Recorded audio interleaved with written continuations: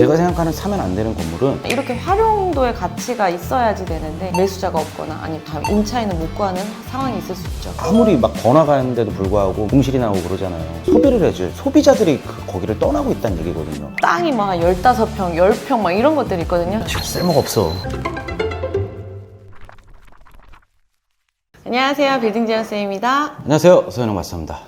굉장히 오랜만에 촬영하는 것 같은데요. 네. 대표님, 요즘 그래도 다시 부동산 시장이 조금씩 살아나면서 최근에는 이재명 정부 측에서 전세자금 대출 막았고 그러다 보니까 또 돈이 또 어디로 가야 되나 막 이런 거에 대해서 사람들이 막 궁금해하고 그래서 요즘 빌딩 시장으로 다시 가는 거 아니냐 라고 하는데 실제로 저는 좀 어때요?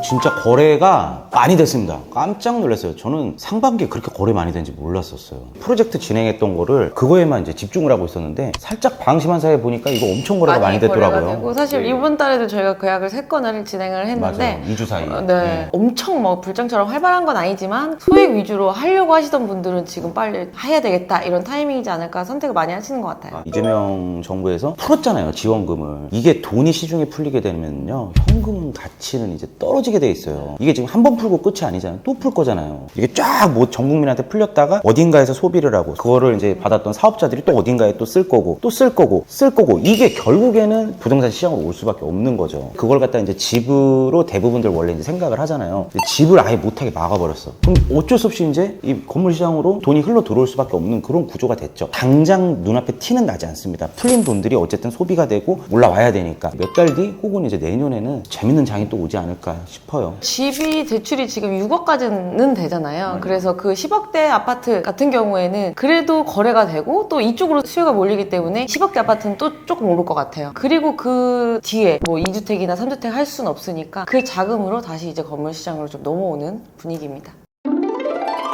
그럼 대표님들 생각하기에 이런 건물 아무리 싸도 사면 안 된다 그런 유형도 있을 텐데 좀 어떤 게 있을지 한번 이번에 좀 얘기를 해주실 수 있으세요? 제가 생각하는 첫 번째 사면 안 되는 건물은 입지예요. 건물 뭐 오래됐다 뭐 이런 거보다는 왜냐면 오래된 거는 수선을 해서 바꾸면 되잖아요. 새로 지면 되고. 하지만 입지는 진짜 중요하다고 생각을 해요. 뭐 학교 앞에 상권이 있는 경우도 있고 혹은 역 앞에 뭐 병원이라든지 이런 게 들어갈 수 있는 그런 자리가 있을 수도 있고 뭐 이면에 들어와서 먹자 상권에 있는 상가 건물이 있을 수도 있고 그리고 그 안쪽으로 들어왔을 때 사옥용 건물들 이런 업무용 건물들이 있을 수 있는데 그 중에서도 수요가 없는 곳이라고 얘기를 하고 싶어요. 뭐 아파트 같은 경우에도 입지가 좋아야 그 다음 수요가 있어야지 팔리잖아요. 어쨌든 부동산 투자했을 때 이거를 팔리거나 뭐 임대를 주거나 이렇게 활용도의 가치가 있어야지 되는데 입지가 안 좋은 경우 선택했을 경우에 다음 매수자가 없거나 아니면 다음 임차인은 못 구하는 상황이 있을 수 있죠. 근데 여기서 말씀드리는 입지라 못 쓰는 땅은 없어요. 다만 중요한 거는 이제 지방 같은 경우는 아무리 막 번화가인데도 불구하고 공실이 나오고 그러잖아요. 근데 그거는 소비를 해줄 소비자들이 거기를 떠나고 있다는 얘기거든요. 진짜 스타벅스가 퇴실을 할 정도고 버거킹이 퇴실을 할 정도고 롯데리아가 퇴실을 할 정도면은 진짜 심각하다는 거거든요. 결국 입지를 보는 방법은 사람이 모이는가 이거를 그렇죠. 좀 보시는 게 좋을 것 같습니다. 네, 무슨 상권, 뭐 무슨 길, 어디야 막 이런 것만 되는 줄 아시는데 아니에요. 뭐 예를 들어 아파트 단지 그 가운데에 있는 프라자 건물 같은 경우 이런 데들은 소비가 또 엄청나잖아요. 왜냐면 1층에 약국이 들어가고 뭐 안경집이 들어가고 뭐 꽃집이 들어가고 카페가 들어가고 파리바게트 들어가고 위로는 병원, 학원 이런 거 다 들어가잖아요. 외곽에 있다고 해갖고 뭐 그거 안 좋은 게 아닙니다. 항아리 상권 내에 있는 그런 건물들도 좋은 거고 강남 같은 경우는 좋은 게 제가 뭐 누누이 말씀드리지만 업무, 상업, 교육 이런 모든 것들이 다 몰리기 때문에 어쨌든 강남이 좋은 거는 사실인 거고요. 그러니까 사람이 어쨌든 몰리는 곳에 하는 게 제일 좋고 많이 몰릴수록 비싸다. 최근에 저희 상수동 거래를 했는데 평당 2억 4천에 거래가 됐어요. 그러니까요. 비싼데도 불구하고 그만한 가치가 있으니까 매수자분도 미래 가치를 보고 이제 투자를 하신 거죠. 왜냐면 그 선수동 연무장길은 딱 거기만 희소성이 있는 거잖아요. 외에 또 벗어나면 또 그 정도의 또 가치는 없는 거고 딱 거기 희소성이 있는 가치? 그 가치를 보고 이제 선택을 하시는 것 같아요. 그러니까 많은 분들이 좀 오해하고 계시는 게 야씨 2억 4천이면 비싼 거 아니냐 뭐 강남 2억이면 비싼 거 아니냐 이럴 수 있어요. 여러분 지금 예를 들어 비트코인이 1억 5천이라고 생각을 해봅시다. 이 비트코인이 계속 1억 5천일까요? 5년 뒤에 10년 뒤에도 이 비트코인이 저는 300만 원일 때부터 봤었어요. 1억 5천 될 거라고 생각도 못 했거든요. 1억 5천 누군가는 지금 이걸 바라봤을 때 야 비싸 비트코인 끝물이야 할 수도 있고 비트코인 보유하고 계시거나 이쪽에 관심이 있으신 분들 같은 경우는 아니야 5년 뒤 10년 뒤 더 갈 거야 지금이라도 사야지 이런 분들이 계실 거예요. 건물도 똑같습니다. 평당 2, 3천일 때부터 네, 2, 우리가 3천일 때부터 봤는데 했으니까. 평당 1억대 뜬다고 했을 때 야 무슨 건물 무슨 1억이 나가 막 이랬는데 지금 이제 2억 시대가 왔잖아요. 앞으로 이게 2억 5천 3억 갈까요 안 갈까요? 심지어 아파트도 지금 지금 2억 하는 시대예요. 압구정 아파트가 100억이고 반포 레미안 원베일리가 100억이에요. 여러분 아크로리버파크가 100억이고 평당 2억, 평당 3억 갈 수는 있지만 그 시기가 얼만큼 빨리 오느냐 늦게 오느냐 그 차이인 것 같아요. 이거를 이제 매입하시는 분들은 어쨌든 현금은 높고 미래적으로 이쪽이 더 뜰 것 같다 라고 생각을 해서 이렇게들 투자를 하신 것 같아요. 근데 되게 의외인 게 아까 연무장길 2억 4천에 거래되면 실제로 강남도 들어올 수 있는 금액이잖아요. 그분들 강남을 안 사시고 왜 성수동에 사시는 거예요? 이게 성수동 B를 좋아하시는 분들이 계세요. 성수동 그 갬성을 좋아하시는 분들이 계시거든요. 성수동에도 고가의 집들이 굉장히 많아요. 강남 못지않게 트리마제라든지 갤러리아 포레라든지 아크로 서울 포레스트 이 세 개 얼마나 비쌉니까? 뭐 무신사라든지 대기업에서 거기 대거 투자하고 있어요. 사옥들도 거기 많고요. 젠틀몬스터라든지 글로 또 이제 사람들이 몰리는 거예요. 요즘 젊은 사람들이 힙한 거 좋아하잖아요. 그런 거를 그 회사들에서 마케팅을 엄청 잘하는 거 사람들을 오게 만들 수밖에 없는 거예요. 성수동을 좋아하는 사람들은 성수동 갬성이 있고 저희같이 강남을 좋아하는 사람들은 강남 갬성이 있고 그러니까 이건 틀린 게 아니에요. 성향 차이인 것 같아요. 근데 저희는 강남빠입니다.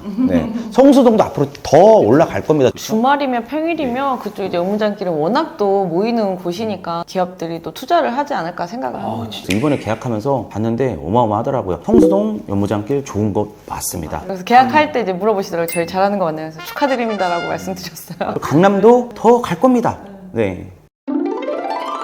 저는 절대 사면 안 되는 건물, 토지는 두 번째는 너무 작은 땅이라고 생각을 해요. 소액 투자자분들도 많이 이제 연락을 오셔서 물건을 좀 보다 보면 땅이 막 15평, 10평 막 이런 것들이 있거든요. 너무 땅이 작으니까 활용도도 떨어지고 시차익도 너무 짧을 것 같아서 소액이지만 너무 작은 땅은 좀 한 번쯤은 고민을 해보셔야 될 것 같아요. 작으면은 어쨌든 임대 놓는데도 불리하고 재개발 재건축 지역에다가 알박기를 하는 거면 모를까. 건물 산다는 건 결국에는 임대 수익을 얻고 그와 동시에 시세 차익을 노리는 건데 방금 말씀하신 것처럼 평수가 작으면 한 평당 1,000만 원씩 올라. 그러면 10평이면 1억밖에 안 되잖아요. 물론 이제 들어간 돈이 적겠지만 그거에 대한 한계가 있어요. 임대료가 확 올라가 개선시키기가 쉽지는 않죠. 진짜 입지가 좋다, 대로변에 역 앞에 알짜배기 땅이다 이런 것들은 뭐 또 얘기가 달라질 수 있겠지만 그 외로 이면이나 이런 데는 좀 피하셨으면 좋겠어요. 진짜 맞아. 지금 쓸모가 없어. 작은 땅인데 이 앞에 거를 사서 같이 개발을 하려고 하던지 아니면은 이걸 내가 사놓고 나중에 이 앞에 노후돼서 이거를 개발할 사람한테 팔려고 하던지 이 정도까지 계획이 있으면 괜찮으실 건데 이걸 내가 투자를 해서 올해 시세차익 보여야 되겠다, 이걸 투자를 해서 밸류업에서 수익률 높여야겠다 이런 거는 조금 어렵지 않나, 한계가 있다라고 보여집니다.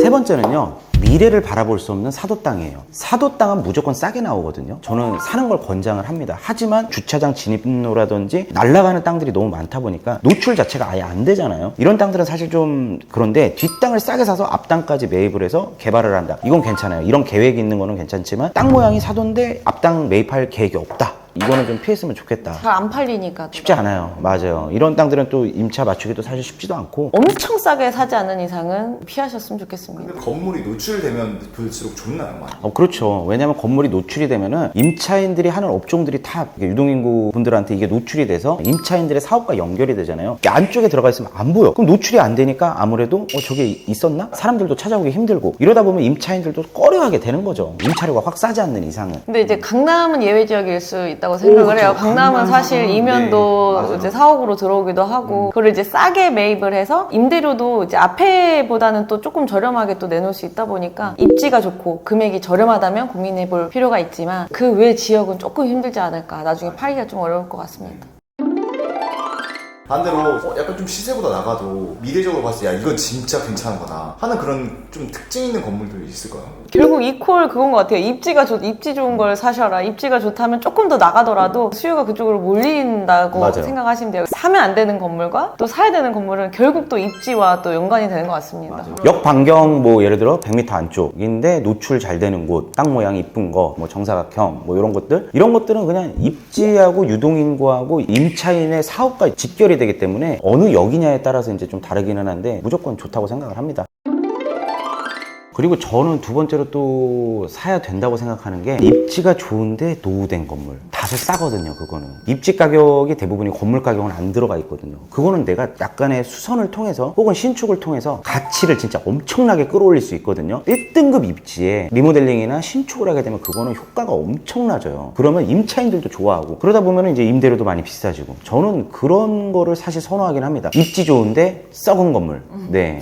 썩은 건물. 저는 혹시나라도 저희 건물이 팔리게 되면은 다음번에 진짜 청담동 가서 비싸게 주고 사더라도 반드시 꼭 건물을 청담동에 대전 돼지가 좀 작아질 텐데. 아 괜찮아요. 상관없어요. 그때까지 열심히 벌어갖고 또 하면 되죠. 100평짜리 사가지고 또 해보는 게 제 꿈입니다. 상급지의 조금 더 작은 건물과 조금 더 그거보다 떨어지는 급지의 대지가 좀 더 넓은 땅의 건물 금액이 똑같아요. 뭘 사는 게 나을까요? 저는 절대적으로 상급지죠. 1번. 네. 무조건 상급지. 맞아요. 하급지로 가도 결국 상급지로 가려고 하고 또 올라가는 폭이 또 다르거든요. 그래서 내가 할 수 있는 선에서 제일 좋은 땅, 좋은 급지를 사는 게 제일 최선의 선택이라고 생각을 합니다. 네, 예를 들어 생각해보세요. 아크로 리버파크 24평 사실래요? 아니면 사당동에 50평 사실래요? 아크로 리버파크죠. 뭐 성향에 사실래요? 따라 다른가요? 성향에 따라 다른데 그래도 기회가 있다면 앞으로 리버풀. 그쵸. 바보가 아닌 이상 무조건 이거를 선택할 수밖에 없는 거예요. 그냥 그 질문이랑 똑같은 거라 생각하시면 됩니다. 급지 좀 떨어져도 내가 거기서 뭔가 사오고 쓰고 활용을 하겠다. 그럼 그것도 나쁜 선택은 아니에요. 그거는 투자적인 측면은 아니니까요. 실사용의 목적이 더 강하다면은 그건 전국 어디든 가능합니다. 어제 제가 상담을 했는데 건물 투자는 조금 이제 너무 소액이어서 아파트 투자 한번 하시고 나중에 이제 건물 투자를 계획을 하신 분이셨어요. 지금 그분이 성남에 계신데 상급지로 이동하려고 하시는데 위례를 하실까 아니면 송파는 좀 너무 타이트해. 송파를 가고 싶은데 금액이 안 되고 그러면 고덕으로 가야 되나 광진구로 가야 되나 고민 있으시더라고요. 위례보다는 광진구, 광진구보다는 송파 이렇게 좀 찝어드렸거든요. 마포 갔다가 강남 오고 마포에서 뭐 성수동 가고 수요가 또 있는 지역을 또 이렇게 이동하는 것 같습니다.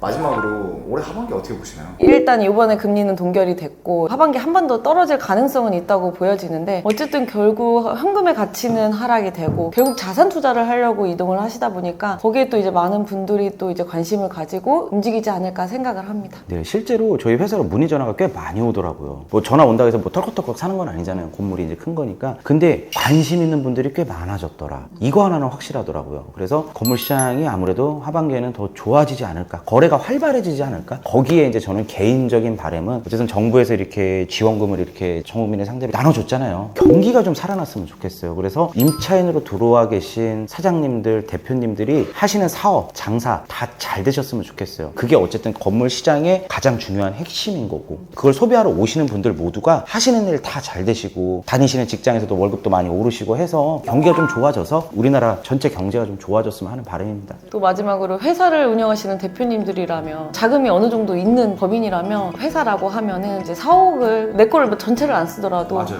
매입해서 쓰시다 보면은 진짜 시간 가면 부동산은 올라가 있거든요. 뭐 부동산 사면 떨어져 겪어보셨잖아요. 결국 시간이 지나면 올라가기 때문에 자산의 가치는 또 결국 올라가니까 꼭 좋은 시기에 매입하셔가지고 또 회사를 운영하시면 좋을 것 같습니다. 법인 유보금은요 똥대요 똥대. 재작년에 10억 있던 게 올해 그 통장에 그대로 있어서 그냥 그 10억 똑같이 있거든요. 이자도 얼마 안 붙어요. 결국 그리고 또 통장에 돈이 있으면 쓸 일이 또 생기더라고. 맞아요. 어디를 내가 뭐 다른 사업적으로 투자를 하던 해서 꽁꽁 묶어서 부동산에 묶어 놓으시기를 바라겠습니다. 네.